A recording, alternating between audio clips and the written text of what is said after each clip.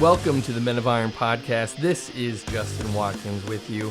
And if you were with me last time, in the last episode, I had a chance to honor my dear friend and brother, Garrett Barbush, who after 11 plus faithful, productive years, leading Men of Iron has been called into a new chapter professionally. And my challenge for you in that episode was to consider a man, past or present in your life, who's been an inspiration and influence or impact on you.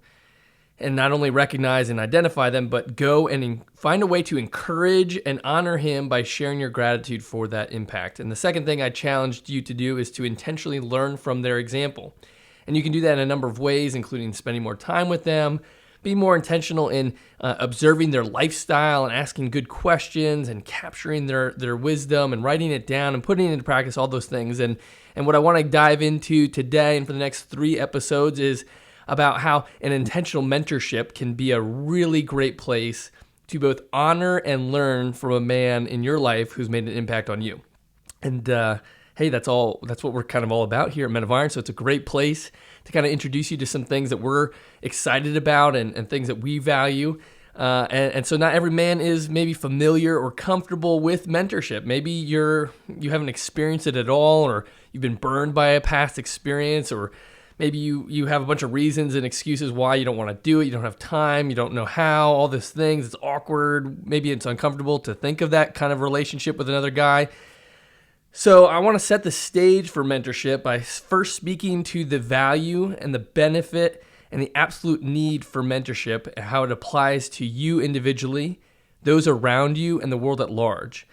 Your culture is at stake when it comes to what you do with mentorship. And I think mentorship will really release you to make an impact in your culture. And I used this line last time, but mentorship is actually simpler than you think and more impactful than you can imagine. Okay? It's simpler than you think and more impactful than you can imagine. And if you're not familiar with us as an organization, I just want to share some context as to why we do what we do and why we think mentorship is the foundation of a impactful and purposeful life. And it starts with what is at stake. And we believe that men have a distinct place and call in our world, in the family, in the workplace, in the church, in our world and broad culture as a whole. And I could run down the laundry list of cultural issues from crime, poverty, indicators on educational and professional success, homelessness, trafficking, and on, all these things that are going on in our culture.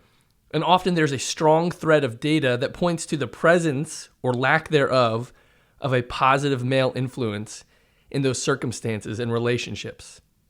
So there's this massive need for men to be the men God has called them to be, to serve, to lead, to love like Christ in their own immediate culture, in their marriage with their kids, in their workplace, in the community, and in the marketplace around them. The stakes are very high. The opportunity is great. And men, we need to step into that call. This is the time for something different to be shown of what men can do and impact in a positive way our culture around us. So our vision as an organization is to change a culture one man at a time. And it's not the culture. It's very specific. It's a culture, to change a culture one man at a time. We would define culture as the relationship and circumstances that each man has influence in. Okay, so what is your culture? What are the close relationships in your life that you are regularly involved in, right or wrong, positive or not? Who are the people who you are around weekly and daily? What are the situations and environments that you find yourself spending time in, your workplace, your neighborhood, your church? I'd encourage you to just spend time mapping out your culture, the relationships and situations that you are involved in and have influence on. And know that that influence is not tied to a particular personality or gifting that maybe you have or have not, or a role. It doesn't matter if you are the VP of your workplace and your employment, like that. It doesn't matter. It matters what your culture is. What is that situation, the circumstances? Influence does not mean you have to be the loudest voice in the room. If you are in the room at all, you can and already have influence in that culture. So whether you are aware and intentional with that influence is the question that you really need to ask yourself. See this assignment and privilege and need for that culture is for you to step into that opportunity, to change that culture for the glory of God by allowing Him to use your unique gifts of time and talent to make eternal impact. The stakes have never been higher. And yes, I'm talking to you. It doesn't matter who you are, who's listening right now. You have influence. You have impact. It doesn't matter if you're getting your life right, if you're royally screwed up right now, if you're in a season where you're like, I don't know my left from right, man. It doesn't matter. You are making an influence, an impact in your culture one way or the other. That influence has ripple effects across the lives around you in ways you can't even comprehend right now. You have influence. So how will you use that influence? I've seen the impact of men in families in a church context when I was a youth pastor.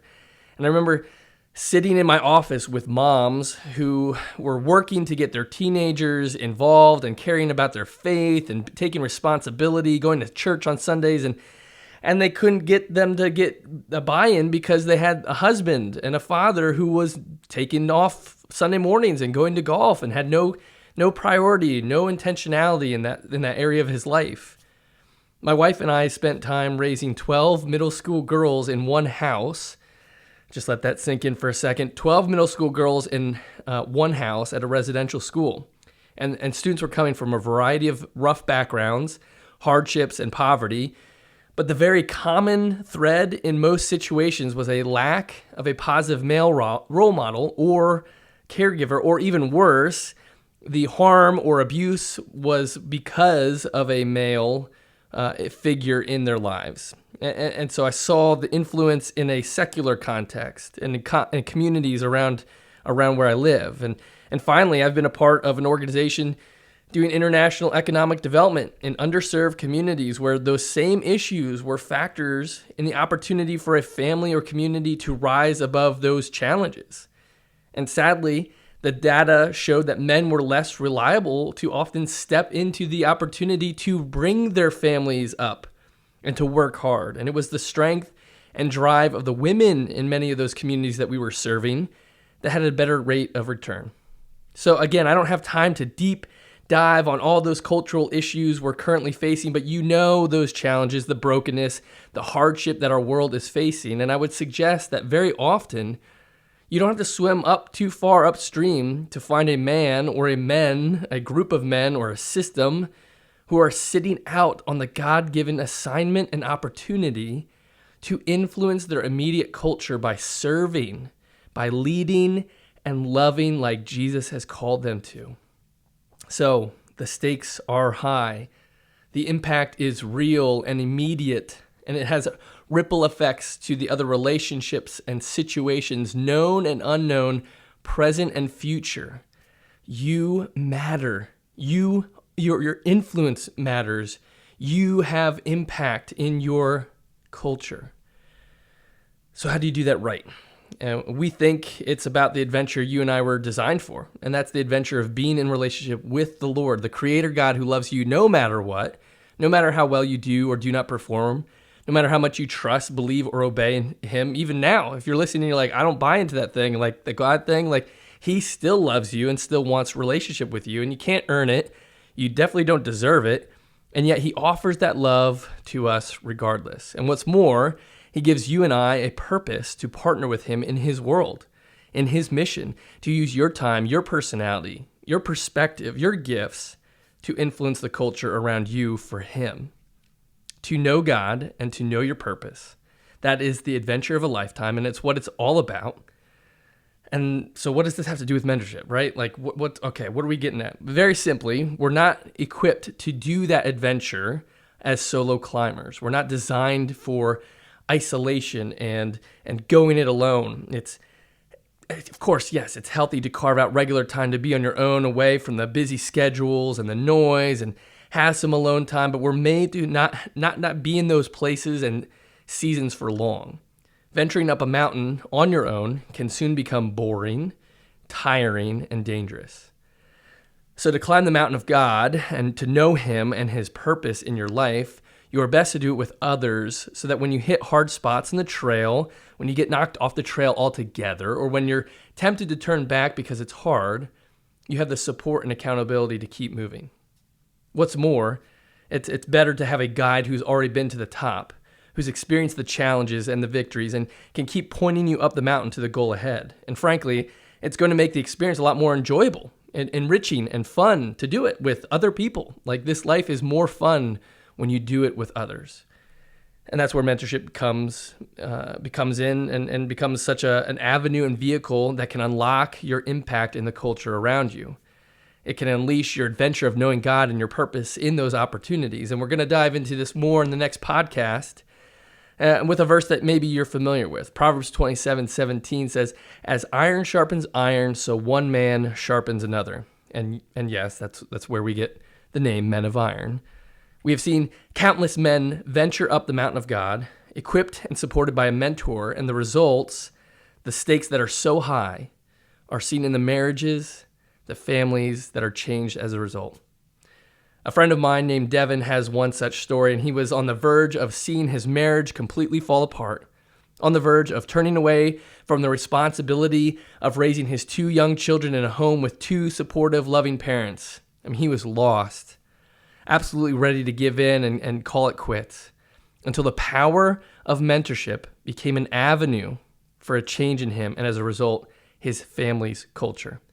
So what I want you to do is go watch a very short 5-minute video of his story at menofiron.org/impact stories. That's menofiron.org/impact stories. Watch Devin and Jenna's video and look at how the immediate culture is changed when a man commits to knowing God and knowing his purpose and uses the avenue and vehicle of mentorship to get him there. And remember to like, subscribe, and share this podcast. And thank you for being with us in changing a culture one man at a time.